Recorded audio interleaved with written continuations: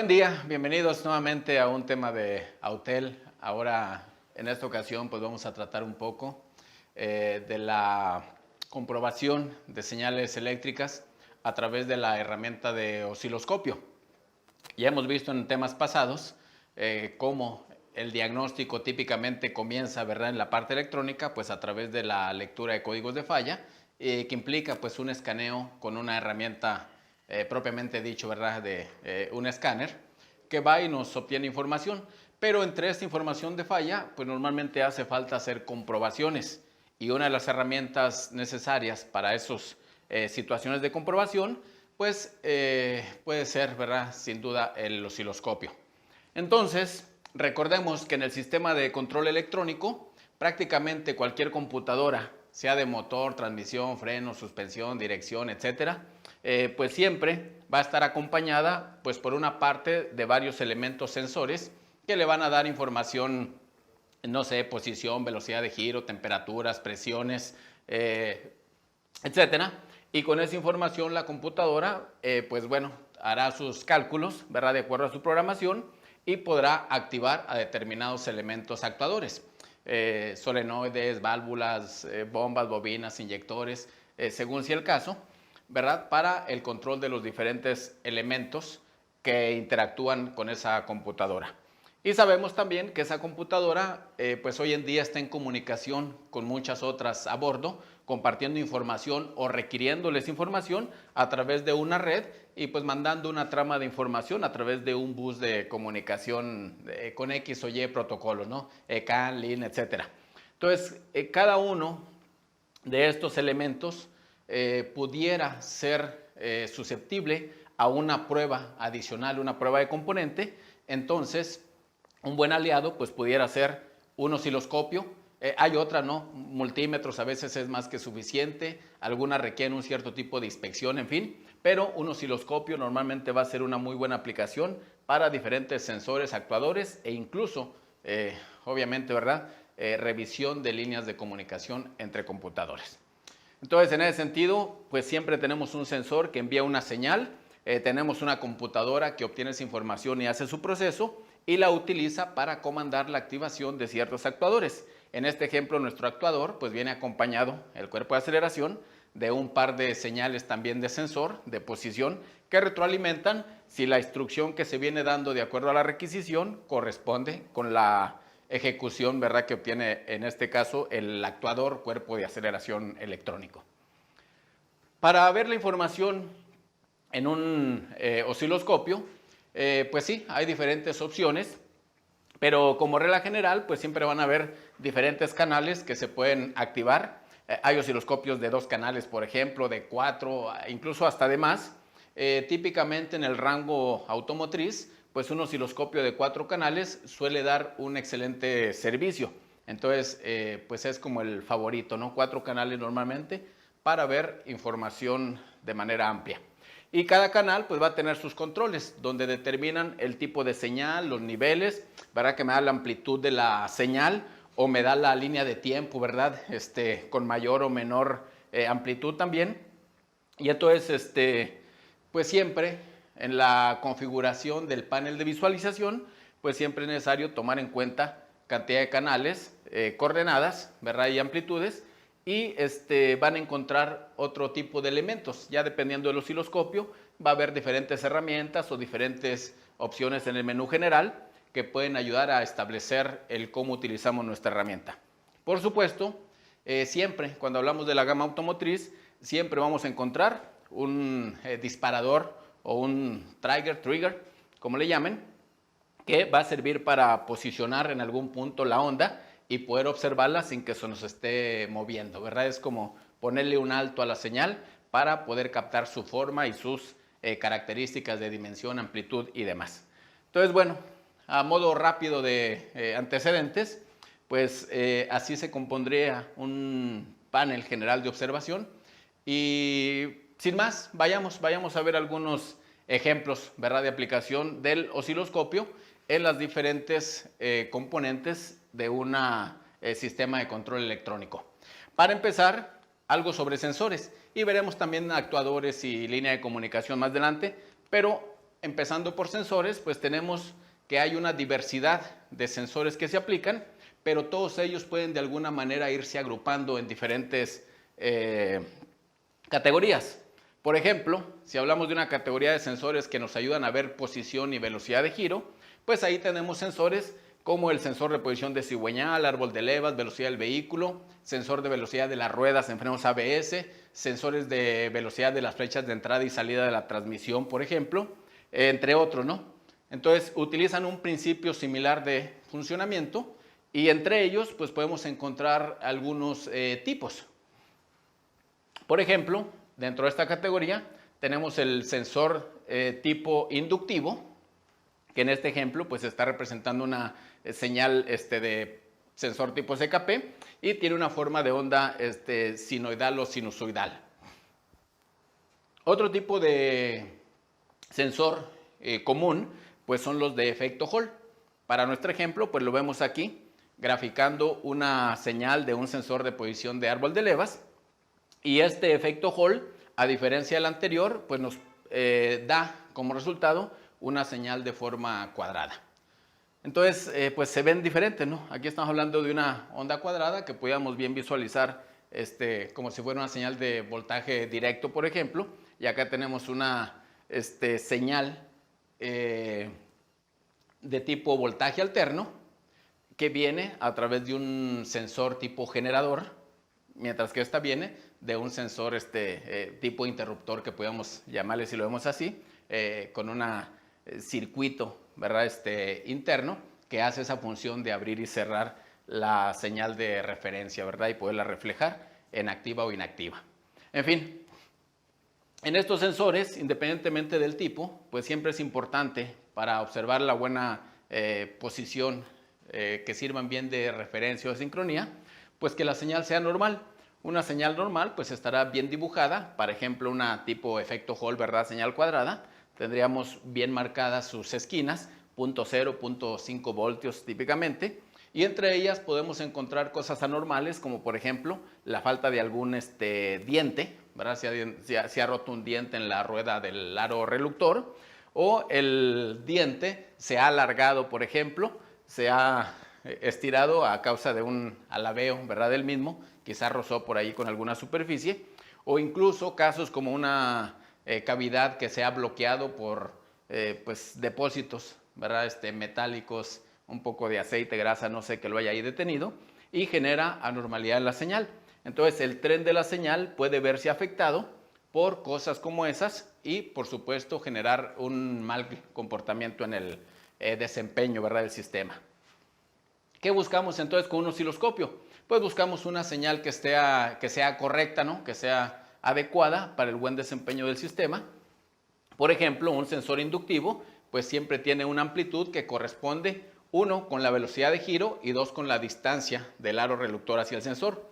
Si nosotros nos alejamos el sensor del aro, se debilita la señal, entonces se hace más angosta la amplitud de la onda. Y también si nosotros aceleramos más, entonces la señal se fortalece y normalmente se amplía. Si desaceleramos, se haría angosta, ¿verdad? La señal. Entonces, una señal normal, pues siempre vamos a tener, considerando estas situaciones, pues siempre vamos a tener una franja, ¿verdad? De límites más o menos acordes constantes. Y en cambio, si tenemos desgaste o tenemos daños, por ejemplo, en ruedas dentadas o en los ejes donde se montan, pudiéramos tener comportamientos bastante erráticos que por supuesto llevarían a un mal desempeño en el sistema. En el caso de un sensor de efecto Hall, pues la señal debe ser perfectamente cuadrada, 0,5, 0,5, según se va activando o no activando el circuito interno, ¿no? El sensor. Cuando hay falla en el disruptor, por ejemplo, entonces esa señal ya no es cuadrada, se vuelve como dientes de sierra o incluso a veces de efectos menores, pareciera que el sistema funciona bien, pero generan ligeras diferencias en la cuadratura, ¿verdad? Del sensor. Entonces son cosas que se pueden estar observando solamente a través del monitoreo de un oscilograma con un osciloscopio. Un par de ejemplos, ¿verdad? Pues bueno, se hace la conexión a sensores de posición y vamos a observar en este caso, cómo sería una señal, ¿verdad? Vean cómo aquí el tren de datos está fluyendo sin que lo detengamos en algún punto para ver la señal más estática. Para eso nos haría falta poner un trigger en algún punto, no sé, por aquí o por acá, por ejemplo, y eso nos tendría una imagen aparentemente fija que sí pudiera ampliarse o acortarse, pero siempre viendo un punto de referencia, como puede ser este, por ejemplo, diferenciación de la onda, ¿no? Entonces, ese es un ejemplo de cómo estamos captando información de un sensor de tipo posición y velocidad. CKP, SMP, velocidad de la rueda, dijimos, brechas de entrada, salida, transmisión, entre otros tantos que pueden utilizar en este ejemplo el principio de tipo generador o sensor inductivo, pero puede ser el tipo cuadrada, que es un sensor de efecto Hall. Vamos a ver este otro ejemplo. En este ejemplo tenemos una señal tipo cuadrada, un sensor, decíamos, tipo efecto Hall. En vehículos más viejos pues estaban los sensores ópticos, por ejemplo, en autos asiáticos, y presentaban una señal de este tipo también, aunque el principio de funcionamiento difiere pues ciertamente de lo que es el Hall actual. Pues una herramienta práctica nos va a permitir manipular, ¿verdad?, la amplitud de la señal o la longitud de manera sencilla como en este ejemplo, no lo estamos viendo. Nos va a permitir arrastrar y sobreponer formas de onda para comparar, muy práctico, por ejemplo, cuando estamos viendo la sincronía entre árboles de levas y árboles de cigüeñal, pues utilizar este tipo de herramienta para verificar que la posición de los árboles pues sea correcta y sincronizada. Otro grupo de sensores que miden la presión, ¿verdad? Presión, diferentes tipos. Si hablamos en particular presión de fluidos, estamos hablando donde hay aire, ¿verdad? Donde hay líquidos, por ejemplo. Entonces, ahí podemos fácilmente encontrar sensores entre diferentes categorías, por ejemplo, los de presión absoluta del múltiple, presión barométrica, cuando físicamente los teníamos, ¿verdad?, hace tiempo. Presión de tanque de combustible para el sistema EVAP, presión diferencial del sistema EGR, presión de aceite, puede estar en motor, puede estar en transmisión o en algunos otros sistemas, dirección, etcétera. Sensores de presión de fluidos, ¿verdad?, como el de la transmisión, entre otros. Entonces, sensores que miden presión, ya sea en una situación de condición neumática o hidráulica, pues prácticamente el principio de funcionamiento sería similar y pueden entrar en este tipo de categoría. Llevan una alimentación típicamente de 5 voltios, una línea a tierra y un retorno de señal, ¿no? Y en estos casos, pues normalmente la presión, ¿verdad?, nos da una correlación con un voltaje de salida, típicamente en línea recta. Entonces encontramos voltaje, tierra, señal y depende de los cambios de presión, pues nosotros obtenemos una salida de voltaje, ¿verdad?, a través de la interpretación, ¿verdad?, de la presión.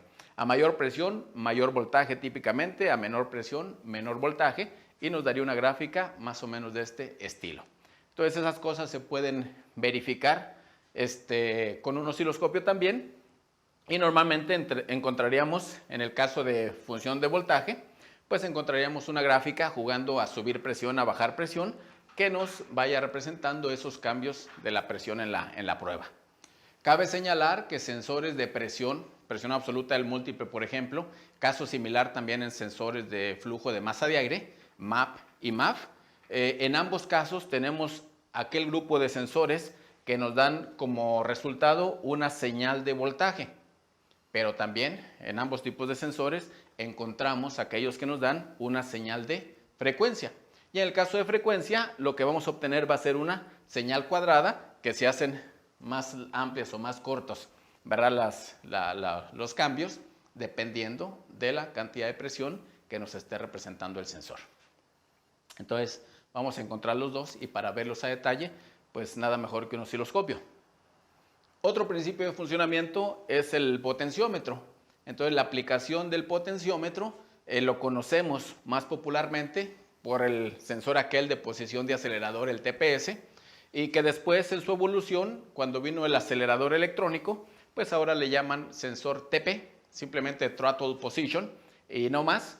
y se adicionó, ¿verdad? En el caso del cuerpo de aceleración electrónico, sensores en el pedal, uno o dos redundantes, ¿verdad? Los sensores APP, posición del pedal de acelerador, y ese mismo principio lo podemos encontrar en otros tantos aplicaciones, como por ejemplo el flotador o sensor de nivel de combustible, incluso un potenciómetro tipo lineal, no en arco como estamos acostumbrados a verlo, sino tipo lineal, puede verse pues en los sensores de posición de la válvula EGR por allá de los 90 de Ford, ¿no? Otras aplicaciones, la altura del vehículo. Entonces, en la suspensión que nos permite tener alturas personalizadas, ¿verdad? O adecuadas a según la velocidad o condición del vehículo, pues ahí también podemos encontrar sensores que utilizan el principio del potenciómetro para validar el buen desempeño del sistema e ir midiendo variables, ¿verdad?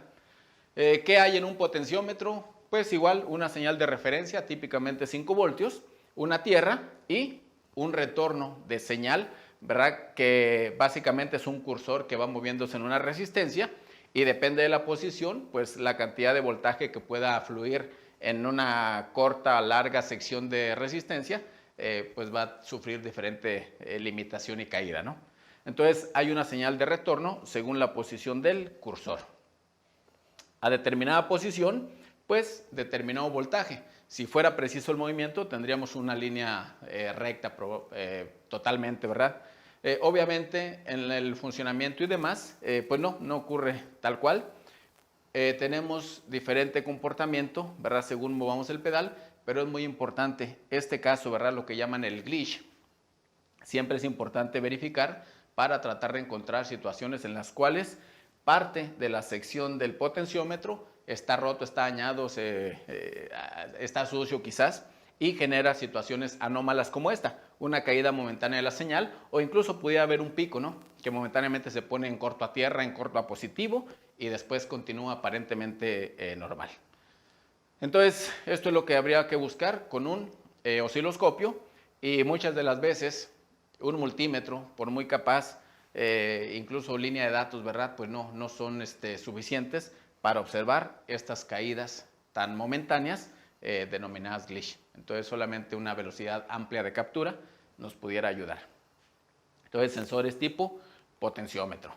Y mencionamos que entre la evolución, sensores tipo potenciómetro, pues el TP pasó a ser TPS y junto con el conjunto, ¿verdad? Ahora sí, sí la parte de cuerpo de aceleración y la parte inicial que es lo que requiere el conductor, pues se unió, ¿verdad? El sensor de posición de pedal, donde normalmente encontramos dos señales. Los sensores de posición pueden ser de este tipo, ¿no? Un solo voltaje que se reparte a los dos sensores y entonces tenemos, y la tierra, perdón, voltaje y tierra que se reparten a los dos y cada uno manda su propia señal, dando un conjunto de 4 cables en la salida. O dos sensores que son totalmente independientes, cada uno con su voltaje, cada uno con su tierra y por supuesto cada uno con su señal, haciendo la dupla de 3.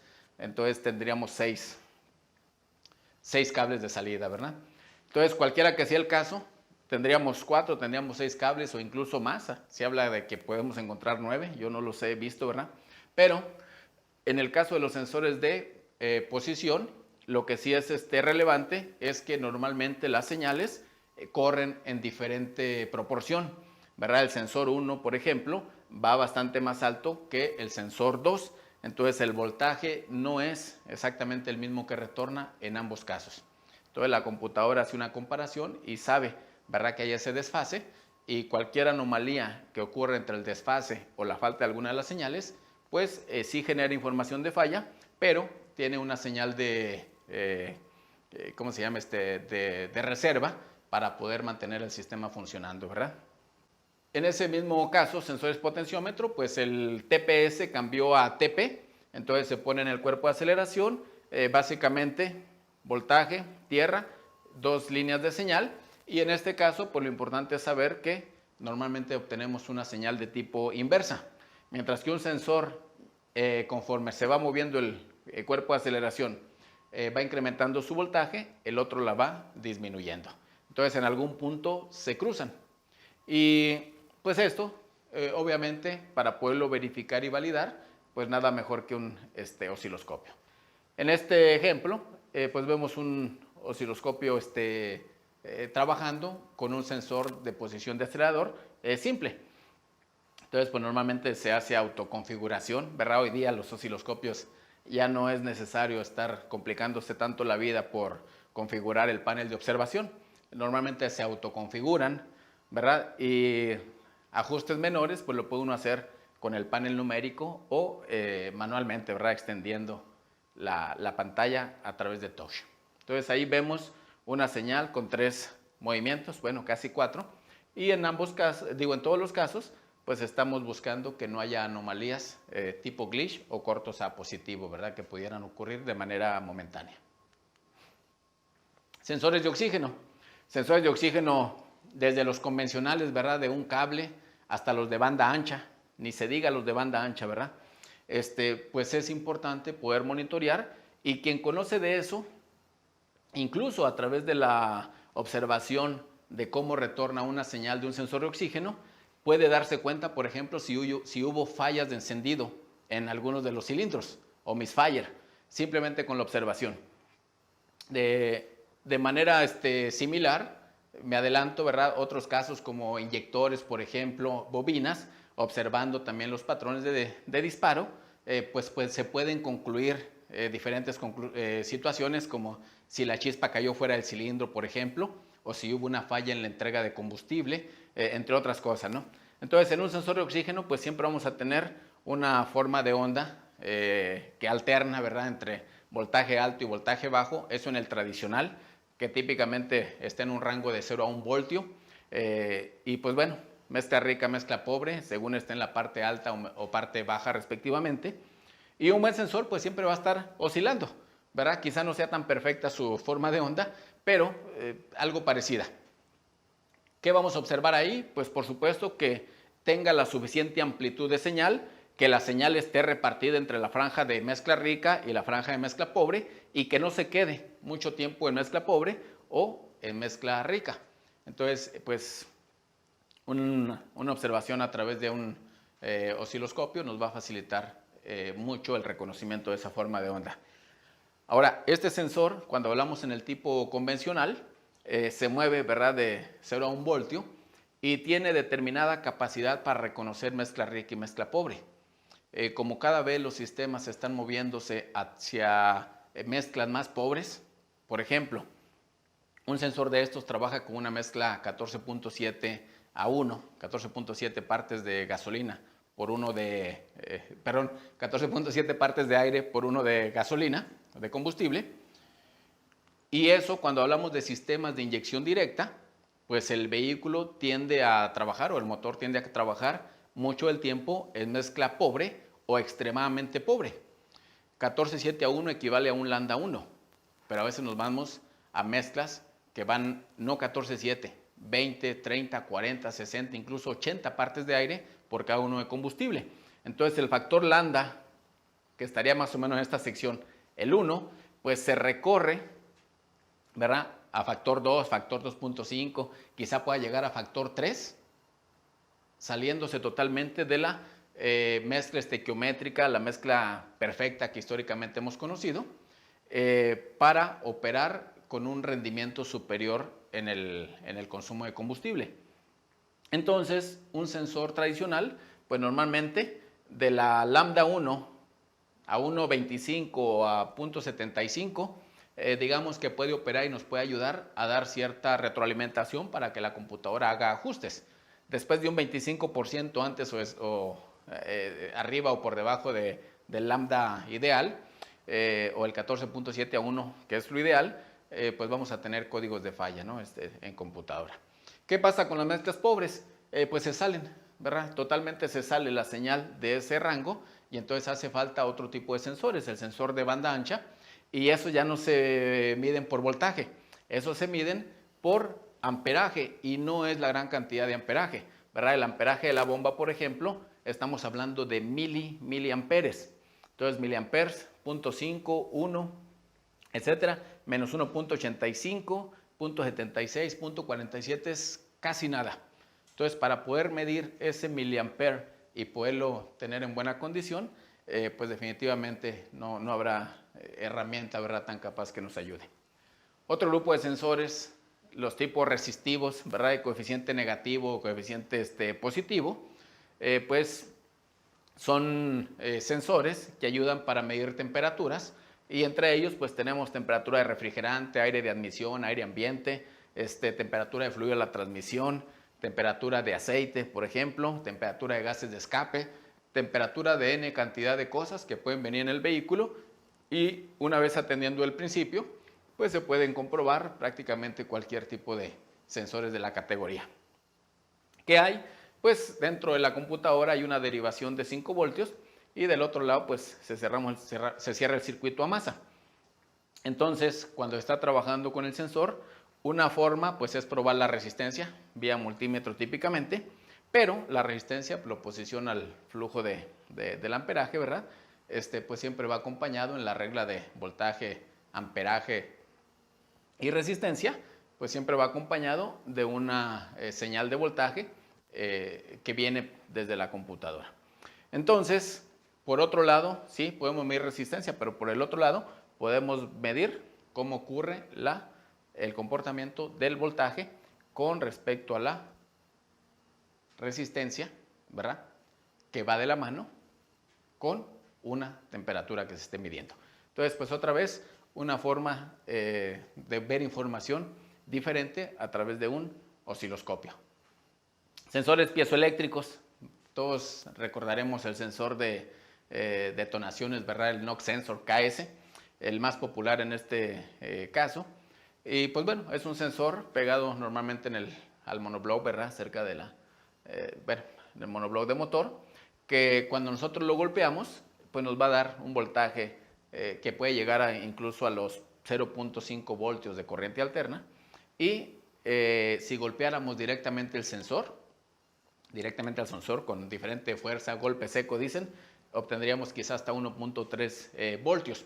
Entonces ese voltaje, cuando hay un cascabeleo, alguna situación de anormalidad, adelanto de tiempo excesivo, por ejemplo, y genera detonaciones en falso, pues bueno, el sensor la registra a través de generar esa señal. El sensor típicamente genera esa señal porque reacciona a la deformación.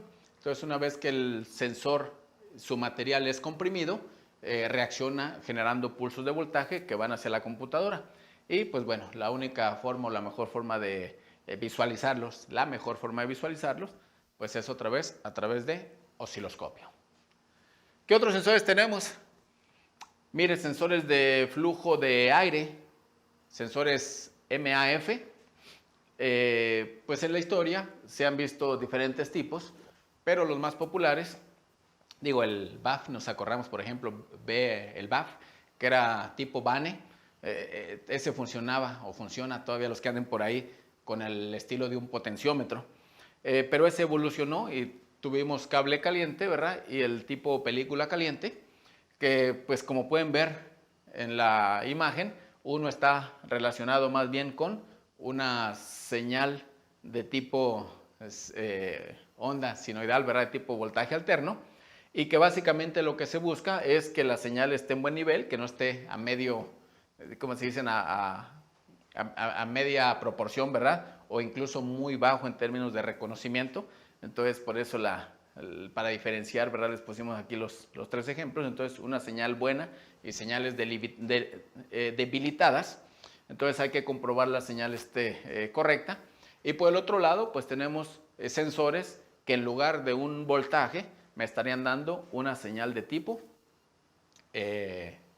¿cómo se llama?, tipo cuadrada, frecuencia, ¿verdad? Entonces, más que medir el voltaje, estaríamos midiendo la frecuencia, una señal que normalmente la vemos entre 0 y 5 voltios. E igual, pues bueno, mayor flujo, más frecuencia. Para ejemplos, pues, algunos de los sensores, pues dependiendo del principio de funcionamiento, los vamos a encontrar en los diferentes sistemas a bordo del vehículo. Entonces, los de presión, no importa, presión en motor, en transmisión, en frenos, en lo que sea, sigue siendo presión y el principio de funcionamiento típicamente aplica y lo pueden exportar, ¿verdad?, de un sistema a otro. Ahora, en actuadores, pues en actuadores, ahí pues sí, normalmente lo que más encontramos como ejemplos, pues son aquellos que tienen que ver con el motor, ¿verdad?, el funcionamiento del motor.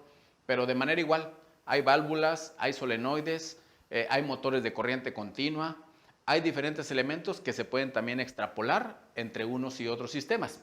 En particular, con los inyectores, encontramos en la historia de los primeros los inyectores tipo saturado, ¿verdad?, que tienen un voltaje de alimentación y una vez que se abre la boquilla, ese voltaje es consumido y después de que se cierra, pues el circuito interno genera su embobinado, genera una inducción, ¿verdad?, de voltaje, entonces crece un pico inductivo y luego se relaja hasta volver otra vez al voltaje de batería o de sistema. Conforme se han venido modificando los inyectores, más pequeños, con hilos más delgados quizás, entonces este pico inductivo se ha venido haciendo más alto y vinieron otras formas de controlarlo. Vino el de activación y sostenimiento, ¿verdad? Entonces está cerrado, se abre, viene el pico inductivo y momentáneamente aterrizan el circuito para que vuelva a bajar y luego lo sueltan de tal manera que este pico no sea tan alto y no vaya a dañar al controlador de la computadora que lo habilita, ¿verdad?, o que lo activa. Y después vino incluso el modulado por ancho de pulso. Entonces, inyector cerrado, abierto y aquí se cierra generando el primer pico inductivo, luego lo modula y finalmente lo suelta para que se relaje, ¿verdad?, y vuelva a su voltaje natural. Y de lo más reciente que encontramos, pues son los inyectores piezoeléctricos, otra vez la palabra, ¿no? Entonces, piezoeléctrico, decíamos, es ese material que cuando se le alimenta energía eléctrica, ejerce una especie de comportamiento como esponja, ¿verdad? Entonces agranda, crece su tamaño y con eso permite abrir la boquilla donde se dispara el combustible. Después es necesario sacar esa energía eléctrica que se le ingresó para poderlo regresar a su forma natural y que se cierre la boquilla. Entonces, la activación de un inyector piezoeléctrico, por un lado sí, tiene un nivel de voltaje y ojo, ya no son los voltajes de batería típicos de, decíamos 12 voltios, ¿verdad? 13.5, 13.6, lo que da el sistema. Ya no es este voltaje del sistema de 12 voltios. Ahora estamos hablando de voltajes que el inyector incluso empieza a abrir más o menos a 60 voltios y en su punto máximo puede requerir 120 voltios, 80, 110, etcétera, según el diseñador, ¿verdad? Pero en término general hablamos 120 voltios y el amperaje también, un consumo de amperaje bastante mayor, 6 amperes para que logre abrir y entonces voltaje con amperaje, tenemos el momento de activación, el inyector se mantiene abierto y para cerrarlo es necesario ahora hacer fluir la energía en el sentido contrario y por eso acá tenemos un amperaje negativo, de tal manera que el mismo voltaje por amperaje negativo me extraiga la energía.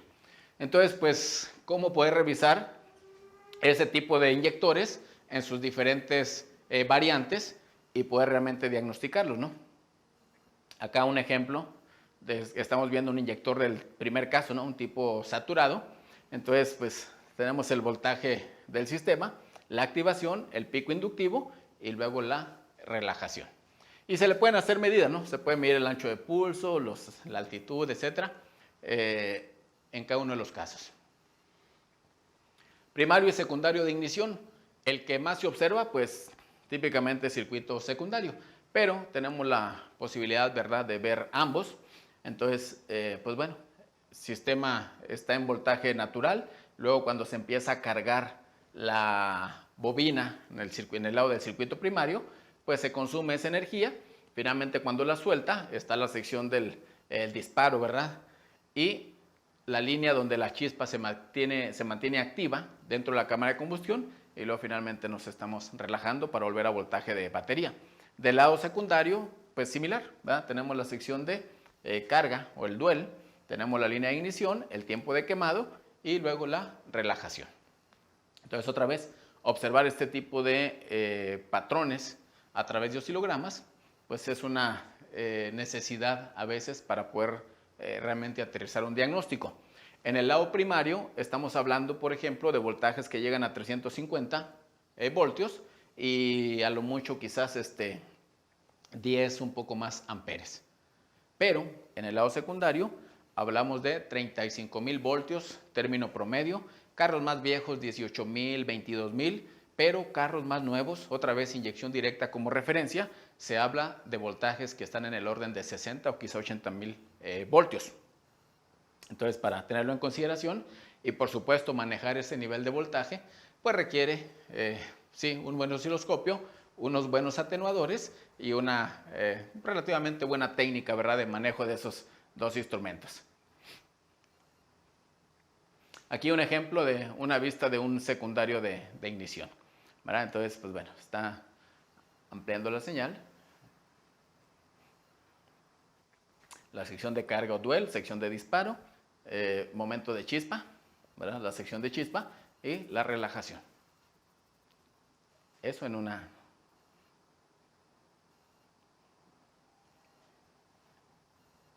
salida, ¿verdad?, en una bobina. Pero bueno, se pueden encimar 3, 4, ¿verdad?, las que sean necesarias y poder comparar unas con otras. Acá, algo de lo mismo, ¿verdad?, está analizando y en este caso está poniendo un cursor, primero un segundo cursor para medir. Tenemos un ancho de pulso de 2.4 milisegundos en ese inyector. Y bueno, este video nos interesó. Vean, bueno, tiene que hacer un pequeño ajuste. ¿Verdad? Ahí más representativa la medición. Ya quedó en 2.3 milisegundos. Esa es la medición de una bobina en un motor de 4. Entonces vean, es interesante cómo compara las otras. Y para hacer un diagnóstico, básicamente, a partir del tiempo de quemado o tiempo de durabilidad de la chispa. Entonces ese corresponde. La siguiente bobina también corresponde con el mismo tiempo de quemado. La tercera, estamos en lo mismo.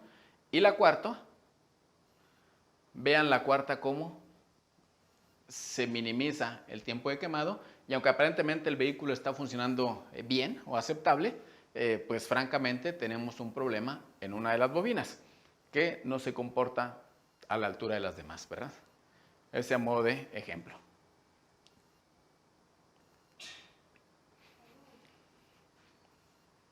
Acá, más ejemplos, ¿verdad? En ese está revisando la primer bobina, ¿verdad?, primer bobina del motor. Y vamos a ver qué tipo de forma de onda le da. Acá tenemos el reflejo. Ahora estamos en el segundo, ¿verdad? Primero, segundo cable. Y otra vez, acá tenemos la señal del segundo. Luego vamos con tercero y cuarto cables. Tercero y cuarto. Entonces, para este ejemplo, primero, tercero y cuarto tiene señales muy similares en la cuestión del disparo.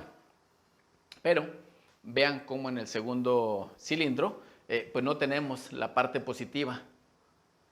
Acá estamos limitados. Entonces hay un problema a través de su observación, pues encontrado para el cilindro número 2.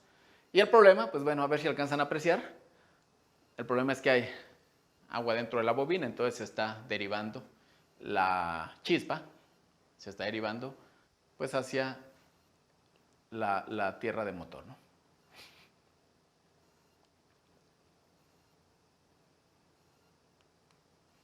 Bueno, aquí algunos ejemplos, ¿verdad?, de la parte de actuadores.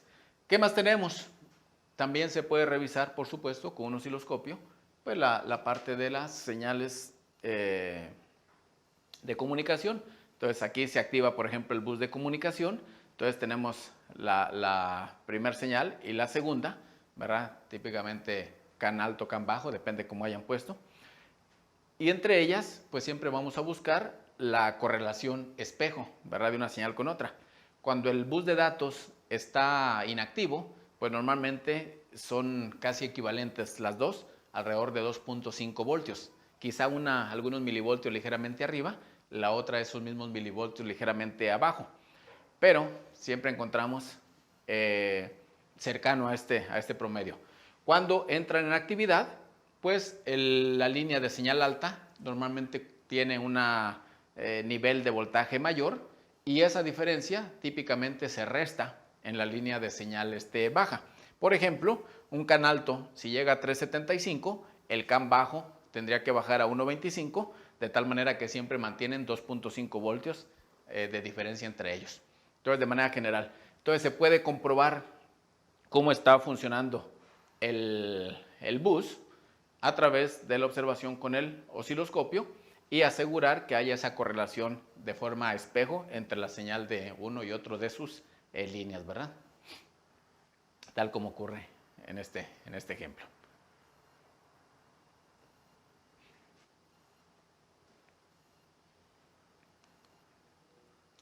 Y más aún, cuando estamos hablando de comunicación, para los que tienen más experiencia en esta parte de la electrónica y de codificación de señales, pues un osciloscopio de buen nivel, ¿verdad? Típicamente les va a dar la opción de decodificar las series de datos. Entonces, pues encontramos la decodificación para comunicación de tipo CAN, LIN, FlexRay, los transmisores universales, transmisor receptor universal asíncrono, ¿verdad? RS232, entre otros, incluso un bus de comunicación a través de USB. Entonces basta seleccionar en qué canal lo quiero ver y qué tipo de protocolo quiero decodificar y pues bueno, obtendría alguna información, ahora sí, en datos más manipulables, ¿verdad? Para nuestras investigaciones o lo que ocurra, quien está más adelantado en este tema. Y en la parte de osciloscopio, ya lo habíamos visto hace algunos días en una de las presentaciones. Dentro de lo nuevo de Autel, pues está el MaxiSys Ultra, y el MaxiSys Ultra incorpora a lo mismo que su similar, ¿verdad? O su hermano menor, el MaxiSys MS919 Ultra y MS919, incorporan este nuevo módulo de comunicación llamado BCMI. El BCMI pues tiene la propiedad, entre otras cosas, de funcionar como un osciloscopio, como un multímetro, como un generador de señal y como un comprobador de bus de comunicación a través del puerto BD2.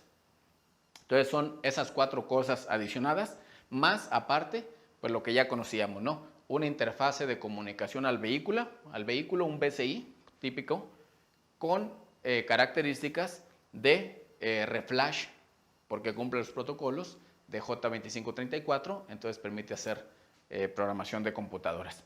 Y viene acompañado, ¿verdad?, con el Ultra, y en él, pues ya habíamos visto, si no les tocó, algunos ejemplos de cómo en este caso se incorpora información que nos ayuda a seleccionar actuadores, sistema de batería, sensores, etcétera, y que con ello nos va a dar instrucciones, una descripción general, guía de conexión, guías de pruebas, cómo debo hacer, algunas recomendaciones u observaciones importantes a tener en cuenta, referencia de onda, etcétera. Entonces nos va a dar apoyo de cómo podemos realizar nuestras pruebas para diferentes componentes. Diagrama de conexión, por ejemplo, una notificación importante. Entonces, cosas que debemos tomar en cuenta cuando estamos haciendo nuestras pruebas y pues bueno, que nos facilita mucho la ejecución porque incluso pues imágenes reales de vehículo, ¿verdad?, que nos van a ayudar, ejemplos, formas de onda de referencia y un montón de instrucciones, códigos de falla relacionados, etcétera, etcétera. ¿Okay? Entonces eso en esencia pues disponible en el MaxiSys MS919 y MaxiSys Ultra.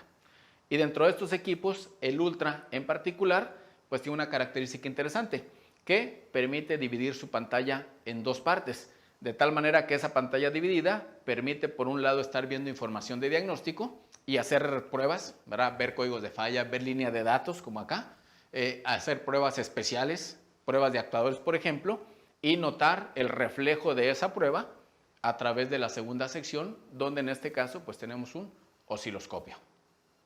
Entonces, jugando con la computadora y jugando con la parte de osciloscopio en simultáneo. Aquí vemos una señal de posición de acelerador desde la perspectiva de computadora y desde la perspectiva de osciloscopio. Una comprobación de sensor en dos caras. Y de manera similar, acá tenemos la pantalla dividida, pero ahora para hacer una prueba de actuadores. Entonces está ciclando la válvula de purga del canister. Válvula de purga del canister desde la función de diagnóstico entra a la parte de pruebas de actuadores y en la prueba activa empieza a ejecutar una determinada apertura de esa válvula, misma que en la otra sección está siendo monitoreada en su actuar a través del osciloscopio. Entonces aquí tenemos 10% de activación y pues vean el tamaño, ¿verdad?, de la señal, de la amplitud. Y conforme le vamos modificando, pues también acá de este lado estamos obteniendo el reflejo de esa mayor señal. Ahora estamos al 50% del ciclo. Entonces 50% del ciclo del tiempo abierto y 50% de tiempo cerrado. ¿Ok? Bueno. ¿Qué más tenemos? Pues miren, este ejemplo de cómo utilizar un osciloscopio para revisar sincronía. Pero pues bueno, mejor que nos explique el que lo conoce, ¿verdad? En este caso, el ingeniero Neri, Jorge Neri, que nos hizo favor de compartirnos, ¿verdad?, algo de lo que él estuvo probando en su taller. Entonces ahí tiene conectados el sensor de posición de cigüeñal y sensores de posición de árbol de levas. Dos sensores de levas, uno de cigüeñal, y observa la sincronía entre ellos. Entonces en este video nos explica cómo a través de las tres señales puede entender la correlación entre unas y otras. Hicimos un pequeño recorte, ¿verdad?, de 4 partes que nos envió y por ahí les estaremos publicando seguramente todo el video completo para que lo consulten, ¿verdad? Entonces, ¿qué está haciendo? Pues bueno, primero dice, necesito ver todo en un solo canal. Entonces lo junta las tres señales en un canal único y por supuesto es necesario ahora establecer una separación, ¿verdad?, entre uno y otro para poder analizar. La amplitud de la señal era no adecuada, entonces ajusta el canal para que le dé una señal más corta. Entonces de 5 lo pasa a 10 voltios por división y ahora vamos a ver su calibración del tercer canal, de 5 a 10 voltios por división, corriente directa en todos los casos. Entonces ahí tenemos los tres, no sobrepuestos, ¿verdad?, pero los tres a la vez. Y lo que sigue, pues ahora es ubicar la posición de las señales de correlación y medir y asegurar que después de una primera vuelta se mantengan esas distancias, ¿verdad?, de tiempo entre una y otra de las señales.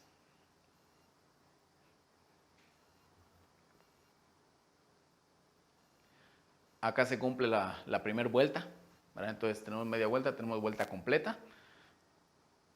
Entonces se establece la medición al inicio de la primera vuelta, ya tiene un cursor, nos falta uno más. Ahí se le movió. Vamos a ponerlo otra vez. Ok. Ahí está el segundo, que debe corresponder con el inicio de la señal en la franja arriba.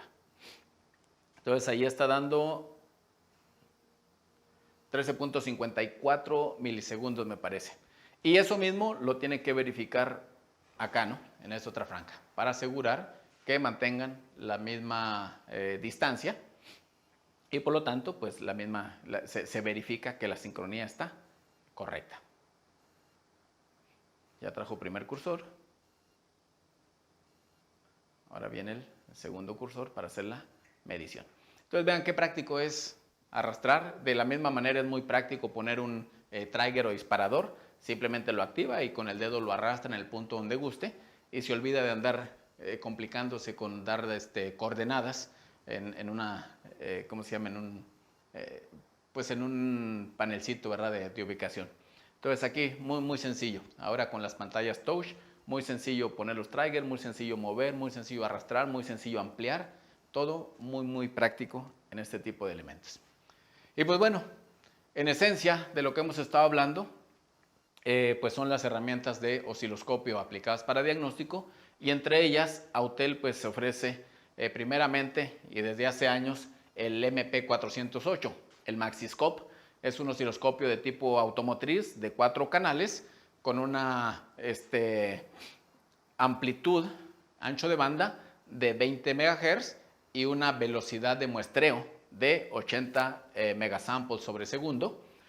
Y dependiendo si activamos más canales, entonces podríamos tener 20, ¿verdad? Entonces 20 a 80 dependiendo la cantidad de canales que tengamos activos, y en todos los casos pues la banda estará siempre a 20 MHz de amplitud. Entre otras características, ¿no? Lleva sus accesorios, lleva atenuadores, pinzas, cables de prueba, en fin, y pues muy práctico para la parte de configuración. Es un equipo que se puede utilizar con bastantes de los modelos de la serie MaxiSys, ¿verdad? De los escáneres MaxiSys como un complemento, pero también lo puede operar con una computadora en ambiente Windows. Entonces, si tiene una computadora laptop Windows, lo conecta y ahí lo puede trabajar sin mayor complicación. Y recientemente, pues apareció el kit de accesorios para osciloscopio, que incluye pinza perimétrica, la sonda de pruebas para bobinas coil on plug, ¿verdad? Bobinas COP, entre otras cosas, ¿no? Entonces, un kit de accesorios que complementa al osciloscopio y también, ¿verdad? También complementa a este otro, el de Ultra. Entonces, sí, para aquellos que ya tienen un equipo MaxiSys o quieren trabajar en una computadora, un MP408 les puede funcionar. Y para aquellos que busquen un tanto más, equipo MaxiSys MS919 o Ultra, que ya incorporan este tipo de módulo, el BCMI, pues trae la parte de osciloscopio. Y recuerden, en estos dos casos también hay información que nos ayuda con consideraciones, imágenes, métodos de conexión, ubicación de componentes, terminales y demás, para hacer más sencillo el diagnóstico. Sin más ni más, pues les agradecemos mucho la atención y pues este paseo rápido esperemos que les sea de utilidad y cualquier cosa, ¿verdad? Pues seguimos a su disposición. Muchas gracias, pasen buen día y hasta la próxima.